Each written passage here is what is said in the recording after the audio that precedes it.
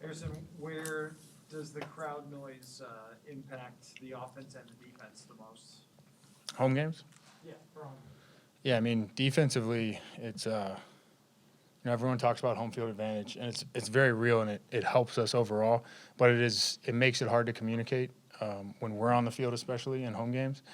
But we still enjoy it. We feel like we thrive in that environment. But hand signals and pre-alignment communications and stuff is very important. What do you see from offenses? Like, can you feel when they're kind of shaken by it, like on third downs and things like that? Yeah, not every time, but if they're trying to get a check or if they're going on some different type of snap count, the crowd noise is very real, and it's a huge advantage for us. Hey Harrison, Russell Wilson is 7-0 against the Vikings since he was a rookie. He came in the first year you did. Mm-hmm. What's it kind of been like to be on the wrong end of all those games against Wilson in Seattle? Yeah, it's not ideal. He's made some great plays in those games, so he's a big part of that success. There's kind of like some games we've had this year where we feel like we did some things that could get us to win and we didn't do it, so it's not good enough.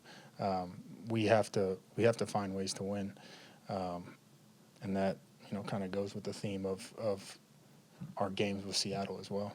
You remember the first time you faced him way back in 2012? Yeah, I'm sure it was in Seattle. It's pretty much where they all are. So it's good to have a home game this time. What do you see from their top two wide receivers, Lockett and Metcalf? Yeah, obviously both playmakers to start with, but very different body types. But both have a lot of speed and have great, judgment of the ball. You see some catches that Metcalf has made, but also Lockett, like throughout his entire career, over the shoulder catches. There was one last week that was pretty wild. So they're both big threats. They've got 4 pass plays of 50-plus yards, most in the league. You guys have given up one of those in each game. What's the key to avoiding that? Is it more scheme or communication, or what? Just speaking about us, it's all those things. It's being in the proper alignments, playing things honest, not getting away from our scheme is really the key thing there. Harrison, with all the quarterbacks that you have faced, where does Wilson stack in terms of throwing the deep ball, in your opinion? I'm not into ranking players normally. He's at the top with a couple other guys as far as the deep ball goes. Yeah, you can't really put him below anybody.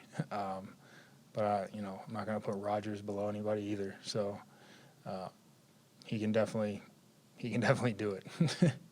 Harrison, now that you guys are fans back at US Bank Stadium, how do you kind of look back at last season and how weird and crazy that was playing in front of at an empty US Bank Stadium?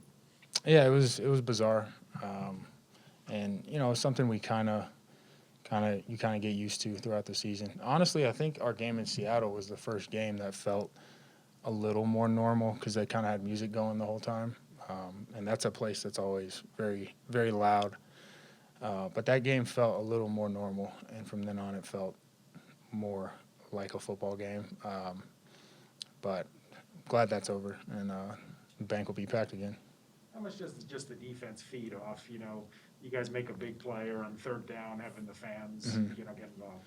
Yeah, it's a big deal, and I mean, honestly, I took it for granted my whole career, like even going back to high school, just having fans around.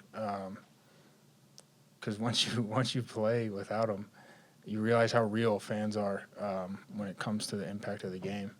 So it's even if it's an away game, it's good to have fans there.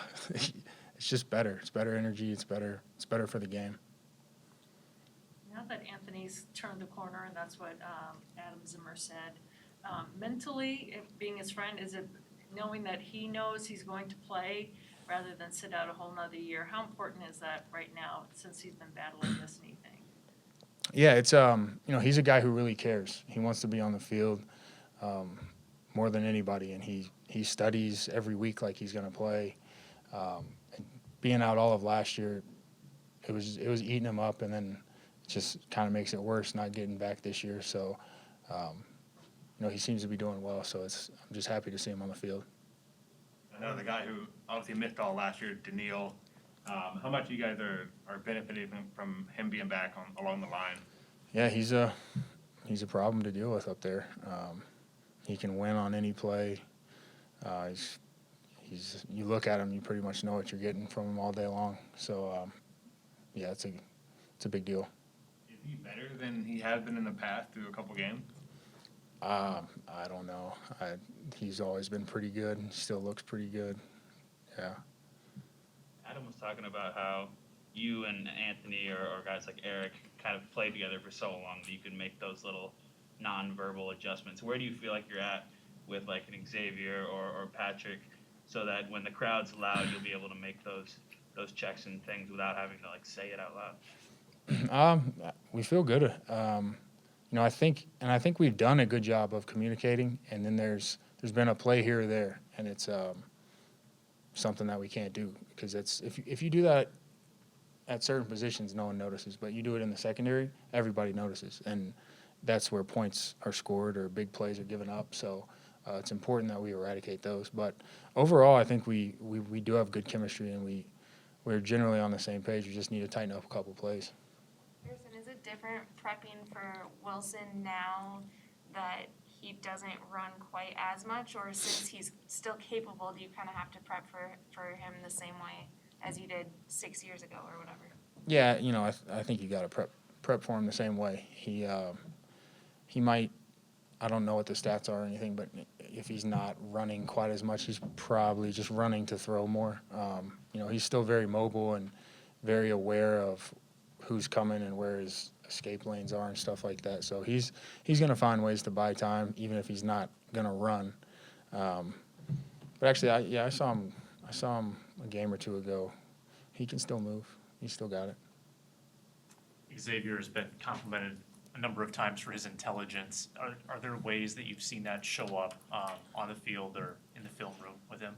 Yeah, starting in the film room, just questions, things that may or may not come up, but you've pretty much got to cover anything that could happen. So just thinking of scenarios that we need to go over.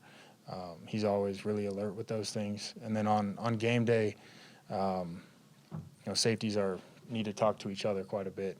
And he's always yelling at me and looking and seeing if I got anything to say back, stuff like that. Little pre-alerts in the huddle, things we got to remember. So he's a very smart guy. When it comes to Daniil, I mean, obviously we know about his physique, and that's talked about as being a freak athlete and everything like that. And he's a quiet guy. Like, what is it that, I guess, about his success that maybe we don't know, that's not just based on him being very large and fast? I would say he's, I'm not in his meetings, but I think he's a very intelligent player as far as his pass rush plan and his understanding of where he can win and where he can't win sometimes. I think everything else is just pretty obvious about him, but that's probably the one thing that because he's quiet, he's not going to tell you too much, but he's always thinking. Thanks, Eric. Thank you. Thank you.